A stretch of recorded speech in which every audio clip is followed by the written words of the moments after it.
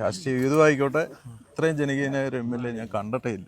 ആനകളില്ലേ, അതിനെ അലങ്കരിച്ച് 1.5 ലക്ഷം രൂപയെ അത് വെച്ചൊക്കെ കല്യാണം നടത്തുന്നത്. അപ്പോൾ എനിക്ക് പക്ഷേ പിന്നെ എൻ്റെ സഹപ്രവർത്തകരെന്ന് പറഞ്ഞാൽ അമ്മയുടെ വീടല്ലേ? എൻ്റെ വീടാ മോനെ. ഒത്തിരി കഷ്ടപ്പെട്ട് ഞാൻ ഇതില്ലാഞ്ഞ് ഈ വീട് വെക്കുന്നതിന് തന്നെ കാശില്ലാഞ്ഞ് ഭയങ്കര ബുദ്ധിമുട്ടായിരുന്നു. ആദ്യം വീട് സഹായിച്ചില്ലേ? സ്ഥലം ആരാ തന്നത്? സ്ഥലം ബാബു, മെഡിക്കൽ സ്റ്റോർ നടത്തുന്ന ബാബു എന്ന് പറയുന്ന ഒരു ചേട്ടന്റെ വലിയ കാരുണ്യാണ് ഈ വീട്. ഇവിടെ 5 പേർക്കല്ലേ? 6 പേർക്ക്. 6 പേർക്ക് എത്ര സെന്റ് വെച്ചു അമ്മേ? 3.5 സെന്റ്. 3.5 സെന്റ് വീതം 6 പേർക്ക് കൊടുത്തു. ഇപ്പം കറണ്ട് ഞാൻ പോയി MLA പോയി കണ്ട് അദ്ദേഹം ശമ്പളത്തിൽ നിന്ന് എടുത്തിട്ട് തന്നതാ. ഞാൻ എത്ര പ്രാവശ്യം ആട്ടോ വിളിച്ചു പോയി, എനിക്ക് കാര്യം വയ്യാത്തത്. എൻ്റെ കുഞ്ഞത് തന്നത് എനിക്ക് വലിയൊരു ഉപകാരം, അങ്ങേ അറ്റത്തെ നന്മ. അമ്മേ പേരെന്തുവാ? എൻ്റെ പേര് വസന്തകുമാരി. വസന്തകുമാരി അമ്മയുടെ സ്ഥലം അല്ലേ ഇത്? ഈ സ്ഥലം ഇല്ലാതെ ഒരുപാട് ബുദ്ധിമുട്ടിയോ? ബുദ്ധിമുട്ടിയപ്പോഴാ ഇങ്ങനെ വേറെ ഒരു ക്രിസ്ത്യാനി പെണ്ണ് പറഞ്ഞാ ഞാൻ അറിഞ്ഞത്.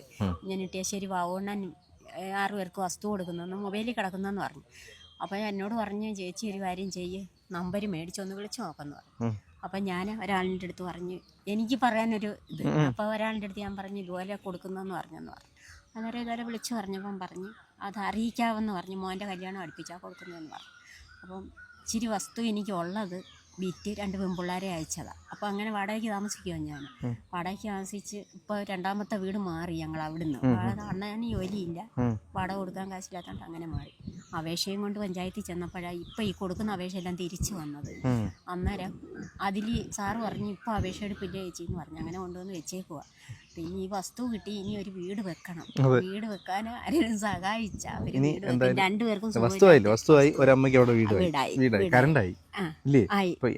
ഞങ്ങൾ പോയ അയ്യോ നല്ല അഭിപ്രായം. ഞങ്ങളെല്ലാം കൂടെ പോയി. ഞങ്ങളോട് വലിയ സന്തോഷമായിട്ടായിരുന്നു MLA സംസാരിച്ചത്. ഞങ്ങൾ പറയുമ്പോൾ എല്ലാം ഇവിടെ വരികയെ ഞങ്ങളുടെ കൂടെ നടക്കുകയൊക്കെ ചെയ്യും. മനസ്സിലിങ്ങനെ ഇത് ഞാൻ പലയിടത്തും കല്യാണത്തിനൊക്കെ പോകുമ്പോൾ വലിയ ഈ ആഡംബരം കാണുമ്പോൾ എൻ്റെ മനസ്സിൽ തോന്നിയൊരാഗ്രഹമാണ്.